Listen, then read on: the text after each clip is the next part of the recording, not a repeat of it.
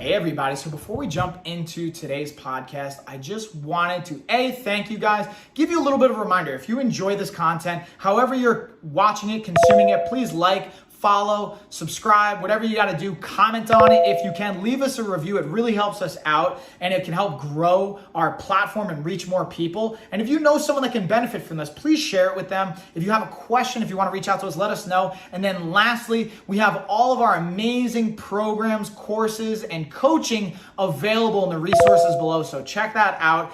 Definitely take advantage of it. We have everything from free options all the way up to paid programs and everything in between to fit pretty much anyone's budget. And it's just a matter of how customized it's going to be based on the price point. So there's really something for everybody. Thank you guys. Let's get on into the episode.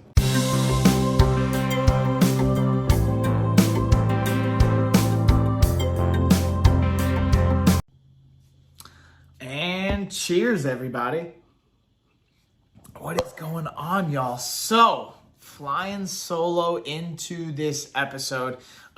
This is another one we're probably going to have to do a multi-part series. We're going to kind of, bring it home with the third part of the autoimmune kind of series. And now we're going to kind of split this one up into introducing also the next series, which is going to be looking at kind of a sensitive topic. And it's one that I don't think it's talked enough about, honestly, in the fight and martial arts space. And it's, kind of like eating disorders and disordered eating and kind of behavior patterns. And then looking at a topic that we're going to follow up even after that, which is looking at having a healthier relationship with food. And all of these things are really a challenging thing. And I think they kind of can build off of one another. And so first, let's talk about, autoimmune, looking at the variables there, and specifically kind of like, we mentioned in the first two parts, looking at some of the things that you have control over when it comes to, because a lot of the variables at play when it comes to your body and the autoimmune conditions and diseases and things like your body attacking itself, the pain, the inflammation, you may not have exact control over.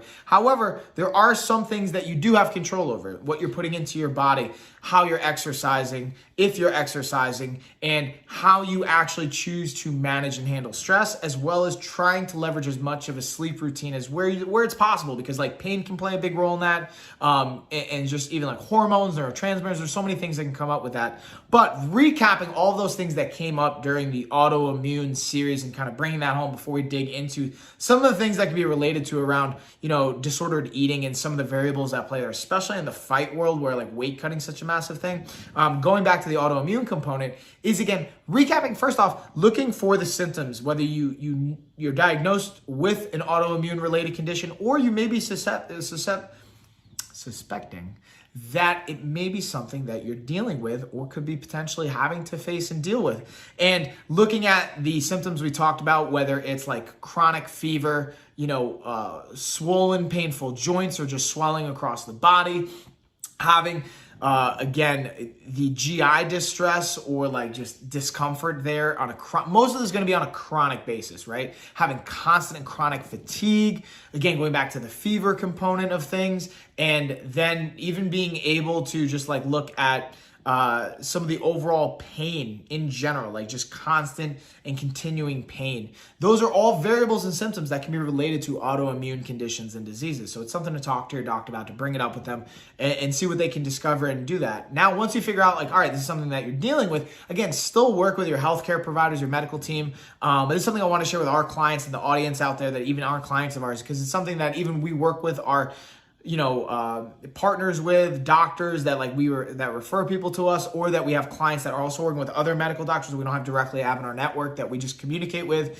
And it's something that's really important. So looking again at nutrition, gut health can play such a massive role in this. So again, looking at what you can control and putting into your body, for example, food-wise, is a component that you can certainly have a aspect of control of, a massive control of. Whether there's certain limitations like financial resources, like food scarcity, where you're at. You might be in what's considered a food desert, where you may not have availability to food in like a 20, 30 mile radius, or it's hard to get. Things like that are definitely factors to consider. However, there's going to be a choice almost in any one of those situations to a certain capacity because of technology and because of the resources you have. If you're listening to this podcast, you have some kind of resources to like internet, to a smartphone or smart device, something like that that we can leverage here. Whether it's like looking at resources, like, hey, is there a program, whether it's like getting on food stamps or whatever that can look like from a financial side of it, and then making that budget work for you. And again, I know that like there's this like stigma, which is very much true, that working with, like high-end like fitness resources and foods can be expensive, which it can be in some cases, but there's actually, we even have resources where it like does a cent per cent breakdown for calorie quality and like vitamins and minerals. And there's like a lot of food that you can get that can even be helpful when it comes to gut health and things like that. Now, you may not be able to take certain supplements and probiotics and have access to that, but you can have yogurt, right? Greek yogurt, kefir, certain types of fermented foods. You can make your own potentially. Again, I mentioned this in a past podcast that, even on like our medical team that we work with in partnerships and nutritionists I've talked to, they don't recommend doing it on your own unless you have because it's a regulated industry for a reason. There is risk involved. Like you can get sick from it. There's downsides to it. But if you feel comfortable and you want to do the research, you want to try it yourself,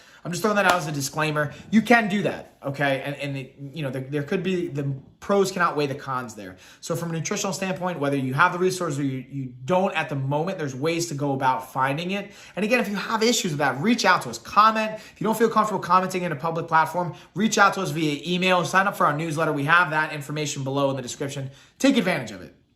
Now, kind of moving that right along with that fermented side of it, you can take a probiotic, a prebiotic to help you out from a supplement standpoint. You can use the fermented foods like kimchi, sauerkraut, kefir, Greek yogurt, things like that. And then you can even pickle your own food and ferment your own food. Now, not all pickle foods are created equal. There's certain types of bacteria strains and things that will be related to that. Again, I share that in the part 2 series with resources around that we can dig into and you can go back to if you want to see that. But I just wanted to highlight some of that, some recap it, and then we're going to kind of dig into the next topic. And then going back to exercise, like being able to move, managing with what your body can handle, and having movement can be really beneficial for arthritis, for varying degrees of arthritis. The kind of thing to consider here is it having a net positive on your quality of life or a negative? Meaning, do you feel better after you do it? And if it's, all right, I don't feel great right away, but over the long period of time and after talking to your doctor, like, hey, this is going to be something that's going to be good. And after maybe a couple weeks or a couple days, you're going to feel good, then try that and stick with it. But if it's something that's not making you feel good, maybe you shouldn't do it. You got to find another option, whether it's, looking at martial arts, whether it's looking at yoga, whether it's resistance training, weight training, body weight training, cardiovascular training, aquatherapy, water training, swimming, surfing, whatever that could look like.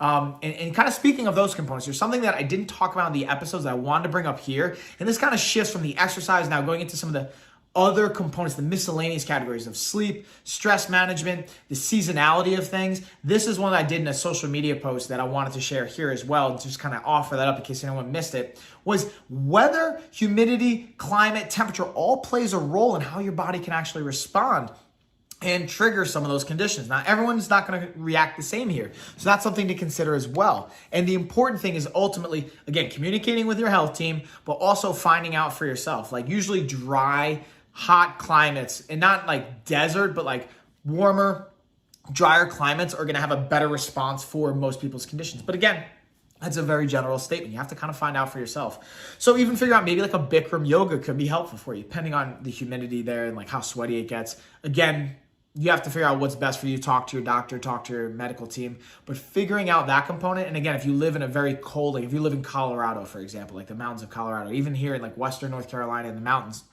if you, have the ability, like maybe you got to look at moving, or maybe if you have the ability to have like somewhere to travel to in the seasons, like not everyone's going to have resources like that. But if you have, look at your overall quality of life, where you're living isn't good for your quality of life, you may want to consider moving. Like if you're upstate New York and get really cold, maybe you want to move closer to, the city or Westchester or somewhere south, or get a little bit further there. Or if you're in like Florida and it's really humid, your body's not responding well, maybe you want to go somewhere a little bit drier.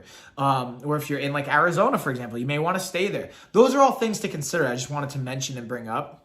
Then kind of rounding out this topic of looking at also stress management and sleep routine. These are massive things that it can be really hard to dial in, and they might be contributing in a way that you didn't think about or have to necessarily address yet, because there's so many other components that can be challenging, whether it's like the actual pain that you're facing, and then the pain might be keeping you up at night, and then you have a hard time falling asleep. So trying to focus on what you can manage, which you can't say, hey, body, turn off the pain response.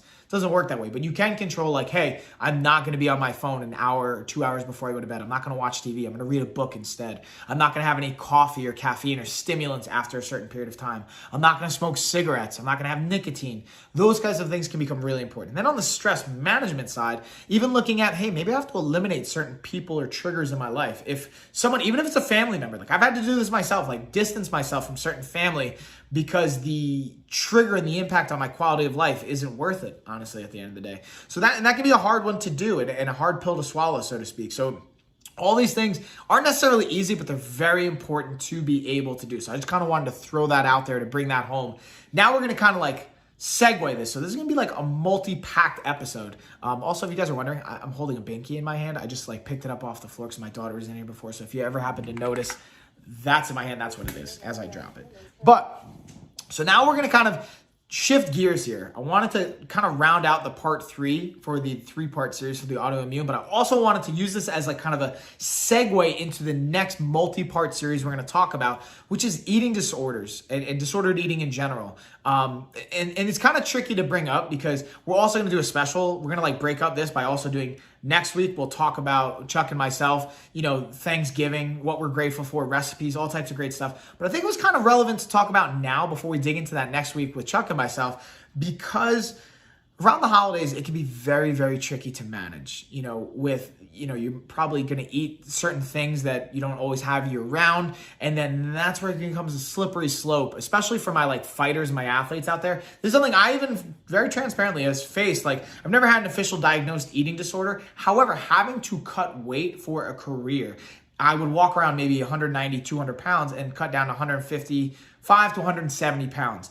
That doesn't create, sustainable, healthy habits. In the beginning, it took me a very long time to realize this and start to like shift and transition weight. So now I walk around still around like 200 pounds, give or take, float between the 185, 205, trying to kind of play and figure out what's best for my body in that range while I'm working on sleep and all these other things that I'm managing.